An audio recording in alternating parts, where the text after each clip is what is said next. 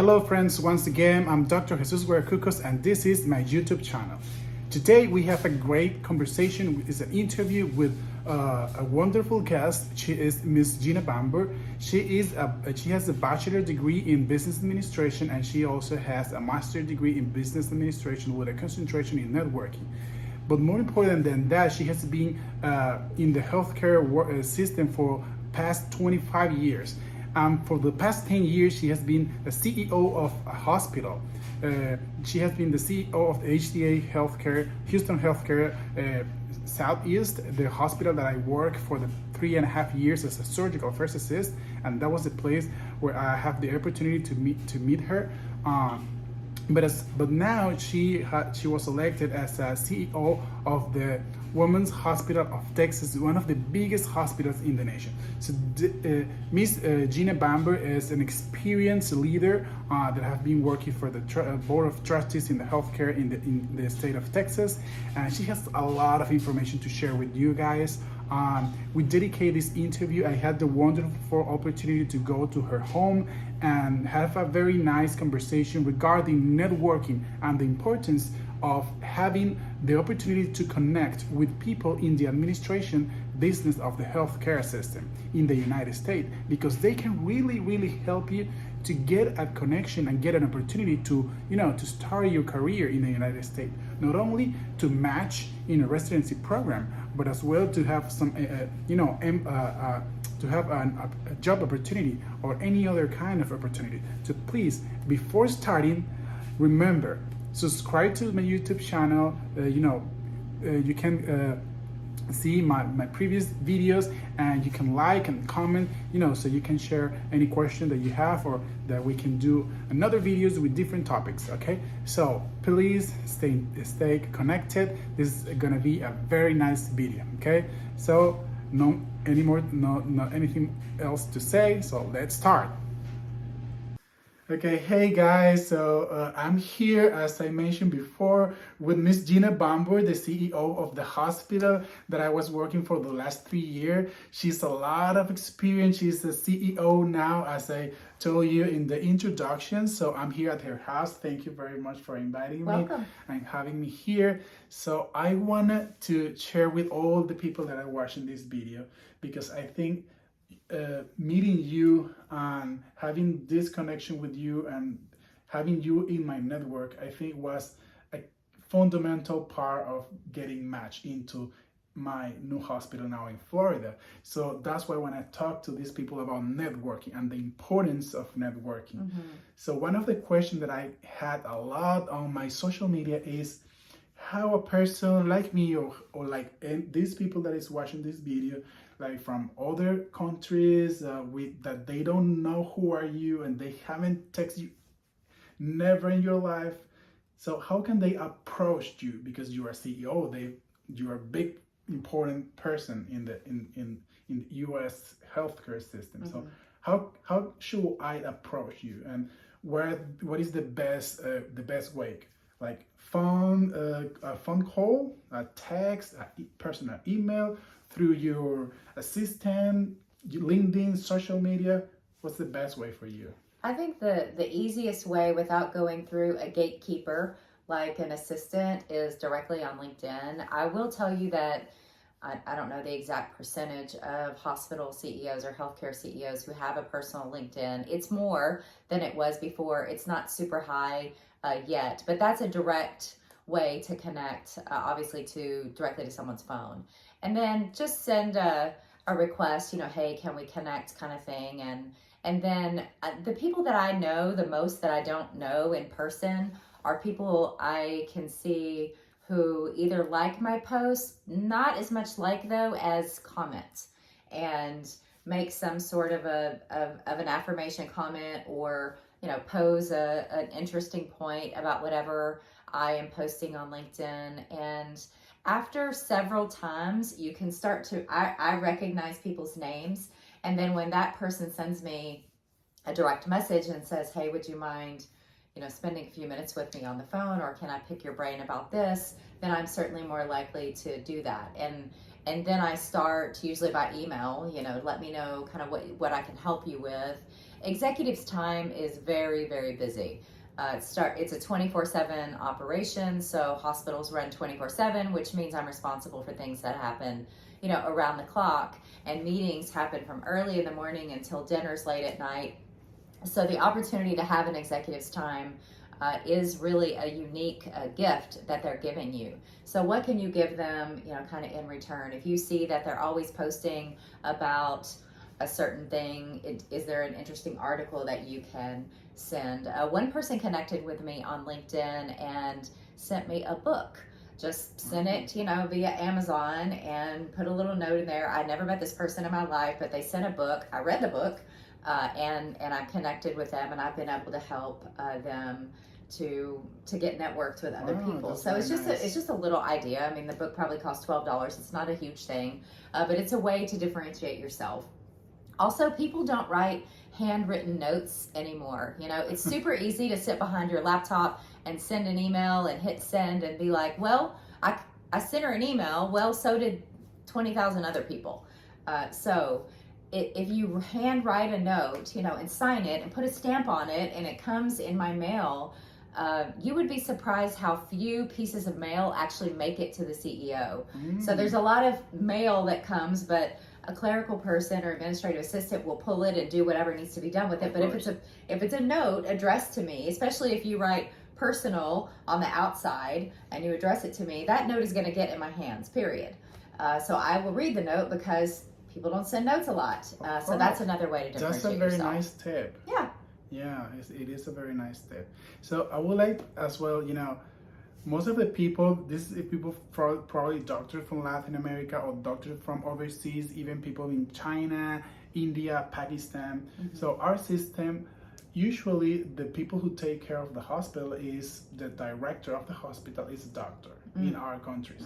So sometimes it's very different to know what a CEO is and what you do. So I would like you to say a little bit more because usually CEO are not doctors here. There are executive, there are administration people, and I would like you to explain a little bit who is a CEO and what's your job, your main job in the hospital. So the CEO is really responsible, reporting directly to the board of trustees. So there's a board that sets the bylaws for the hospital and credentials the physicians, etc. And so their responsibility is to hire and fire the CEO. So the CEO is responsible to the board. The CEO's job categories are things like strategy and growth. So which service lines does the hospital not have that it needs to start, or which service lines does the hospital have that aren't as good as they could be? So a lot of growth and strategy is a part of the CEO's role. Usually, the chief operating officer, another very important person in the hospital, is responsible for operations that aren't nursing. So that person would have everything from lab to environmental services to maybe the trauma program or radiology, or a really important department in the hospital, plant operations. They're the ones that make sure that the OR has steam and that the patients have air conditioning. The chief operating officer might also have food services, all of those things that are not nursing. So that's a very important person that you can network with too. You don't always have to go straight to the CEO. And then a chief nursing officer would have nursing operations, and then maybe a chief medical officer would be in charge of quality for the hospital. So all of those officer positions report up to the CEO. The CEO's main job, in my opinion, I felt like my main job was to set, maintain, and guard the culture of the hospital, to make sure that I was working together with the medical staff to make sure that we had the very highest in patient safety and quality, and then to make sure that I was growing and developing so that my hospital was continuing to thrive. So as you can see, the CEO runs the hospital. Yeah. So I think this is very important. So that takes me to the next question, because most of the people out there, they don't know how important your job is. And not only that, because they don't know how important can be to connect with a person like you in order to get a match, in order to get a position as a as a resident here in the United States. Sure. They believe that the only way they can connect is with the program director, the program coordinator, the faculty doctor, only physicians. Sure. And I learned with all this experience in your hospital that CEOs, CFOs, CMOs, all the administration people is very important, and sometimes it's even more important than those other positions. And they can give you more, they can even give you that spot. So I would like you to say a little bit about that. Okay. So obviously physicians are very important people. Their job really is, direct patient care, unless they've risen up in the ranks where they're overseeing other physicians, etc. But they still have, kind of a myopic view of their specialty or whatever their area of expertise is. I would say the difference in a hospital CEO versus just a physician, not just a physician, but a physician that you're connecting with, who may be able to help you connect to the program director, is just more of a global view. And then I found when you and I were working together on the programs that you were trying to get matched to, so I sent an email or a phone call to every program director, and I didn't count exactly, but I would bet more than 85 to 90% of the people replied to me, which meant, I sent it, I am a CEO, I have a wonderful employee, Jesus, he's worked with me, blah, blah, blah, kind of all of that. And which means they read the email, they said, we'll pull his application, thank you for reaching out, all of those things. So getting an email, and I made a very compelling subject line, so that they would read the email. But that really worked. So obviously you and I knew each other for several years before you just came to me and said, hey, send all these emails, because that took a lot of time. Correct. Right? And we talked already about how valuable a CEO's time is. But my suggestion to you would be to make sure you know everybody, not just physicians, because you never know if it's an assistant administrator or the director of OR who knows another director of OR. It's a very small world in healthcare. It really is. And you can find people who know people pretty easy. Yeah. So you want to make sure that you, I believe that credibility is the most important thing in looking for a job and in all of your professional life, which means that everybody who's had interactions with you, whether it was 10 years ago and you were in a low-level position, or all the ways you've grown through your career, or how do you treat, the person working behind the cash register in the cafeteria is the same as you treat the neurosurgeon who's, doing the most important invasive surgeries in your hospital. It's really about having a consistent behavior and making sure that that you're always treating people with respect and going out of your way to be a good team player, because that will carry over when people will be willing to help you. Perfect. That was a wonderful answer. I always tell the people a story the story about our relationship. This is the first time that I'm telling you this, but I tell the people that the way that I connect with you, so the first time that I text you on LinkedIn and I even like your comment or like your post or comment your post, then I start, sending you congratulations for your anniversary or Merry Christmas stuff. Then inside the hospital, every time that we cross, I just say hello, how you doing? The same way you did to me. So by the time we build these relations, so when I got that opportunity to sit with you in your office for that meeting that I asked you for your help, I tell you everything about my journey when I was going to match and all that, and you asked me this question: how can I help you, or what can I do for you?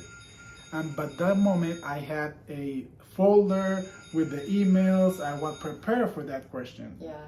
If I wasn't prepared for that question, probably I will say, okay, I'm gonna let you know later, and maybe that moment it will be missed. So I want to ask you how important is when a people or person connect with you that person is prepared for that question. Huge. Well, preparation is key for anything in life, but if you have an ask of someone, you made it extremely easy. You had copies of your bio, you had copies of everything, you had email addresses highlighted, you had things circled that I need to know, and it was very easy for me to help you.